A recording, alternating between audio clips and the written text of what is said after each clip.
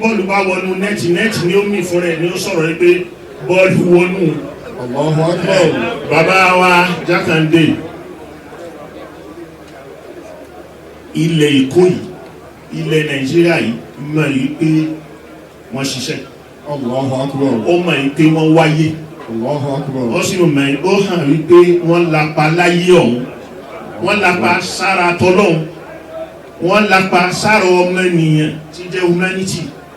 Gbogbo à ń kọ́ skúl à ń ṣe gbogbo kíní wọ́n lápá ní humanity ni ọmọ ọlọ́mọ tó ṣe tí ó rí bí kàwé tọ́nà ẹ̀ bá jìn tí ó skúl ẹ̀ ó jìn wọ́n wọ́ skúl sí tòsí ilé ẹgbẹ́ kò gbọ́dọ̀ rìn ju iye kìlómítà kan báyìí lọ.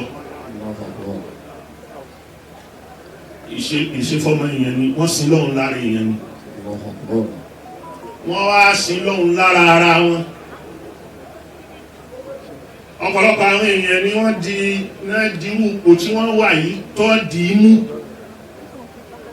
tó fi kó gbogbo ọrọ̀ jọ.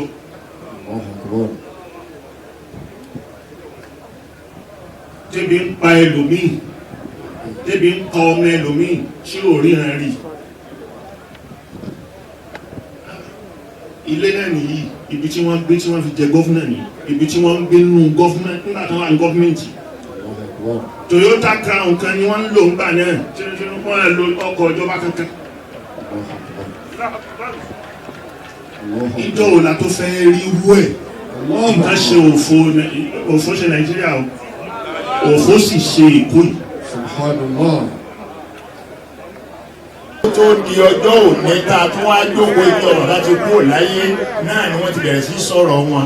Ẹ wá jẹ́ ká wò ó wò ṣùgbọ́n ọ̀rọ̀ tí gómìnà sọ nísìnyí ó dùn mọ́ mi nínú púpọ̀ nípa pé ọ̀rọ̀ táwọn afáà sọ fún wa àgbọ̀ dáadáa àwa náà ò sì ní í ṣe wérewère àmú tí wọ́n sọ fún wa àmú lò. Ọlọ́pàá tọ̀ yín sọ́nà o ọlọ́ni tó ẹ̀dá sọ́nà ọlọ́pàá tọ̀ yín sọ́nà o ọlọ́pàá tọ̀ yín sọ́nà o. Ilé bàbá ò ní dahoro ilé bàbá ò ní dahoro àwọn ọmọ bàbá wọn ò ní parẹ́ máyé lára àwọn ọmọ bàbá ò ní parẹ́ máyé lára àwọn bàbá ò ní parẹ́ máyé lára. Aláàdìwá Abdul-Lateef Jákàndé ó lẹ́ni tí mo torí ẹ̀ ṣe rẹ́kọ̀dù kan ní nǹkan bíi 1980 àbí bẹ́ẹ̀ kọ́ bóyá mo sọ táìtù rẹ́kọ̀dù yẹn ní àdéhùn múmusẹ ó ṣe pàtàkì.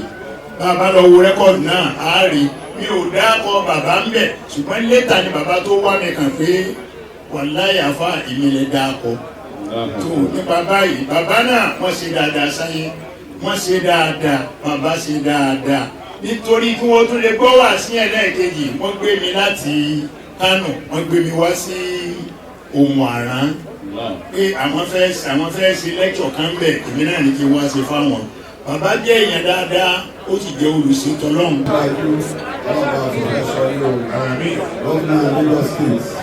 Governor Ekiti State, Deputy Governor Lagos State àti Speaker Lagos State, Bàbá Smith ọlọ́wọ́ pẹ̀lú Bàbá wa ìmáàmù Èkó àti gbogbo àwọn ìmáàmù lápapọ̀, Bàbá Sufi ìmáàmù Sàbíù, Bàbá láti bàbá wa Mùdí ọlọ́run láàpọ̀ gbogbo wa.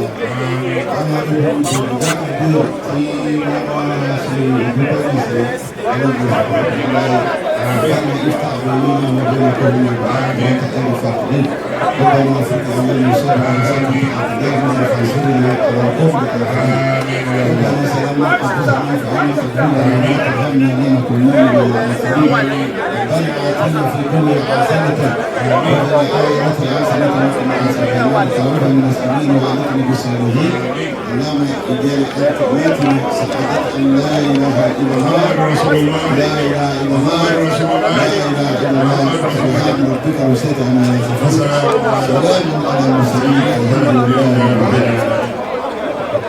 Today is a day that Almighty Allah has set aside for us to all come together and offer prayers to our father, the first civilian governor of Lagos State, to a man that means so many things to all of us, to a man that ruled for only 4 years and 3 months and 40 years after almost 40 years after, his mark, his records, his hands are still clearly the sound of time. The late enigma of our time, Alhaji Lateef Kayode Jakonde, who were here solemnly to offer 8 days prayer to thank Almighty Allah for sparing his life, for giving that age of grace to have lived up to 91 years. I did mention a few days ago that indeed what he has done, not only for Lagos, for Nigeria, because he was also a one-time minister of the Federal Republic, is beyond what the family alone can deal with. He's a national icon, and he's a man, he's a father, he's a grandfather, that indeed all of us have had a part in one time or the other in our life. I think our father actually had said it all. I think really for me is to thank our clerics this morning for being sincere and being direct and for admonishing us, because indeed the sermon is for the living, it's not for the dead. Our father Lateef Jakonde has done his bit and he has moved on. So the sermon is really about us and it's for us. And they were direct in their admonition of what we ought to stand for. We are the ones in position of leadership today. What will be said of us when we also move on? And the message is clear and it's direct. And I can say to you, sir, that indeed the learning and the lessons of both events and the occasion is setting on us on us. It's a time for all of us in position of leadership to reflect and reflect good, to ask ourselves difficult questions. How are we using our time?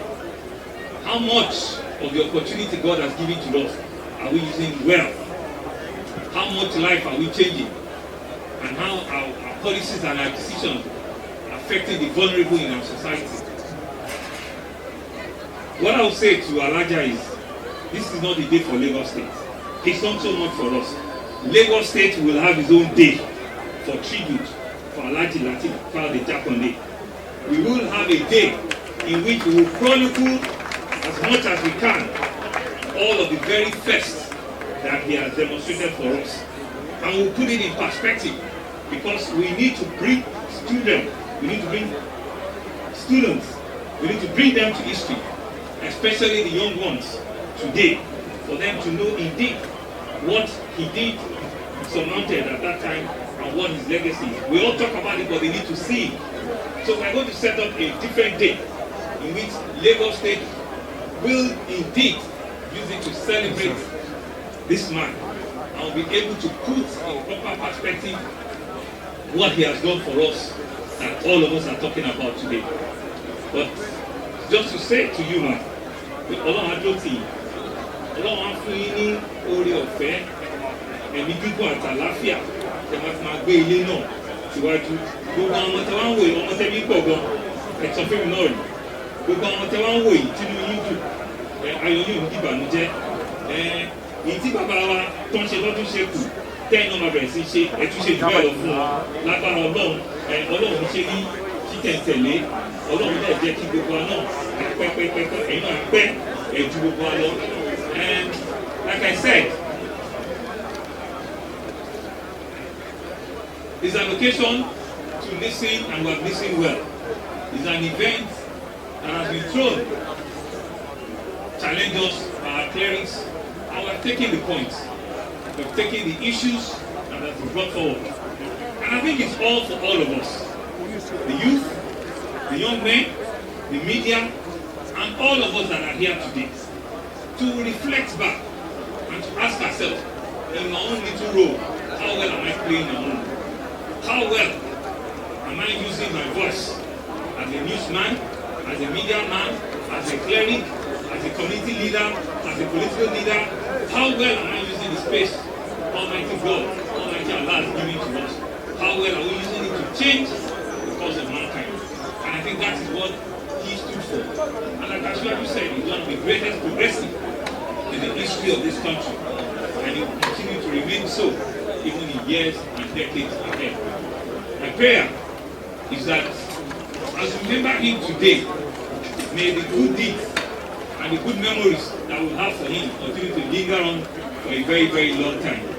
I want to thank all of you, especially clerics who have made the time to be here today. I want to thank all of our friends of Lagos State. I want to thank us that have traveled from wide and far, who have been part of this event. And I can assure you that the family, the widow,